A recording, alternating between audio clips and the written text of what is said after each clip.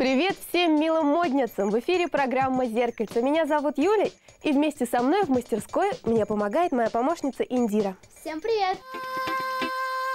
Сегодняшняя наша поделка не аксессуар и не предмет гардероба, ведь идея может навеять не только дизайнерские коллекции, но и животный мир. Скоро в мастерской появится пара милых котят. Кошки-губки.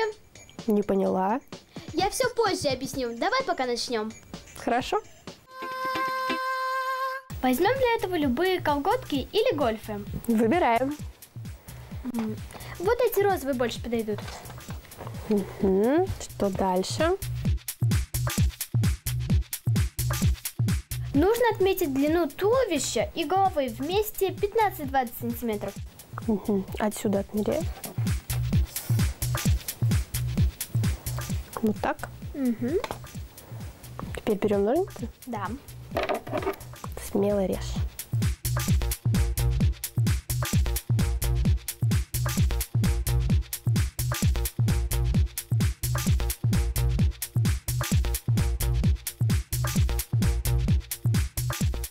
Это будет мой котенок. Теперь отрежем его.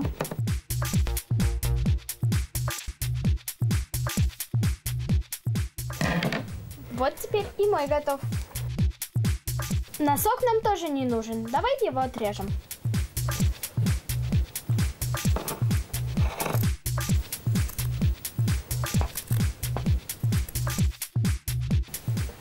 Не, отрезаем по линии пяточки, да?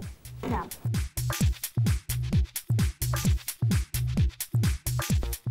Вот что у нас осталось. Теперь сделаем ушки. Нарисуем их фломастером.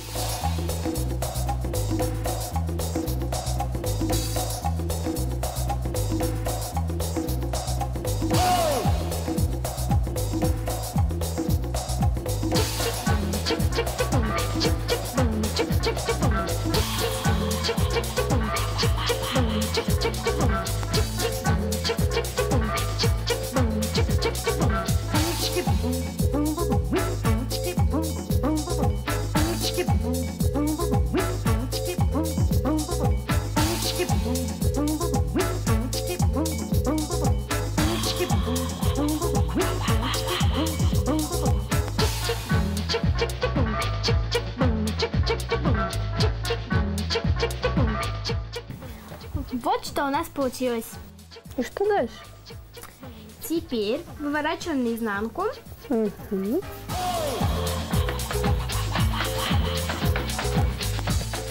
И зашиваем по вот этой линии.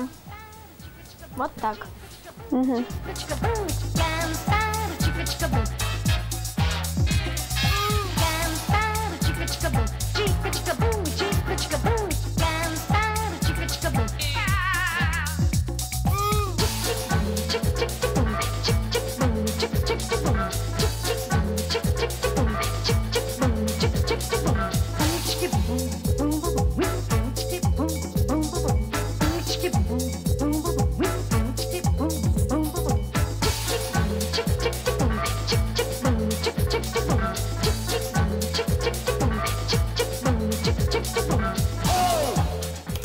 Индира, ты знаешь, что в год кошка ловит почти 60 мышей или других вредных грызунов?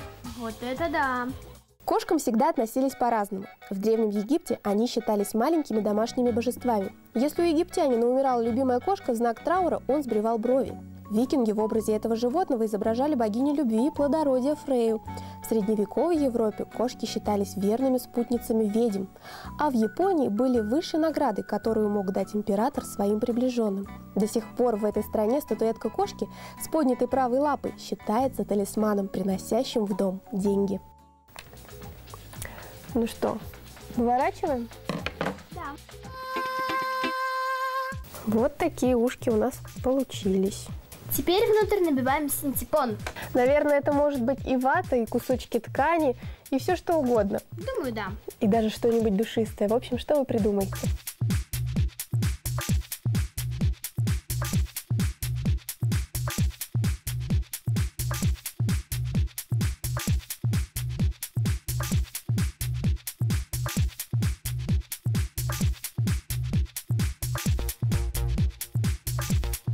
Мы закончили набивать нашу кошечку синтепоном, зашили ей донышко, но что-то она не очень похожа на котенка. Ну конечно, ведь голову нужно делить тесемкой.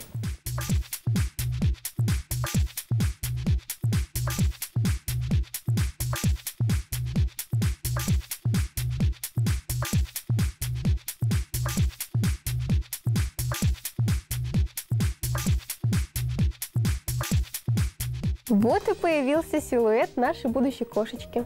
И у меня получилась забавная киска. Мяу. А в Лондоне, чтобы позвать кошку, им говорят «миу». А в Японии ням. Главное в нашей поделке сделать красивую кошачью мордочку. Чтобы наша кошка замяукала, нужно ей сделать мордочку. Предлагаю сделать глазки-бусинки.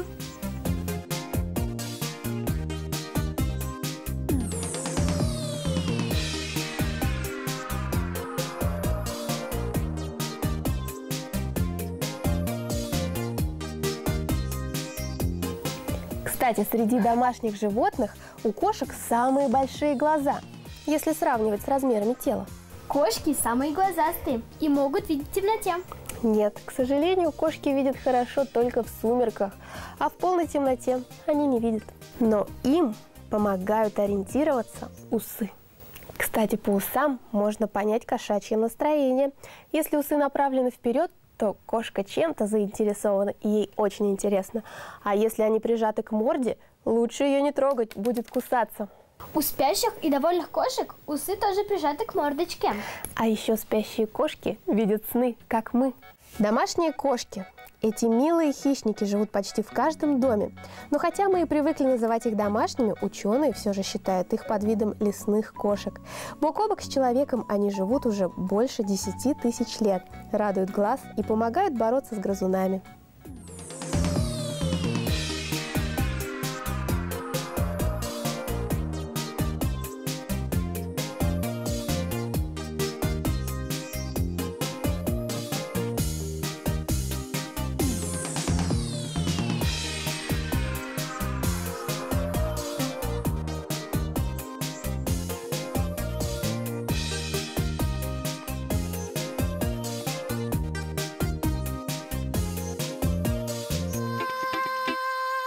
Вот и появились на свет наши котята. Для глаз мы использовали бусинки, а для носика пуговку. Ну и, конечно же, не забыли про усы. Кстати, по усам моей кошечки видно, что она чем-то заинтересована. Зачем она появилась на свет? Но это же кошки-губки. С такими котятами гораздо веселее мыть посуду. Девчонки, попробуйте и вы сделать своего котенка. Может быть, у вас получится совсем другой зверек. Главное попробовать. Дерзайте. Увидимся на следующей неделе. Пока-пока.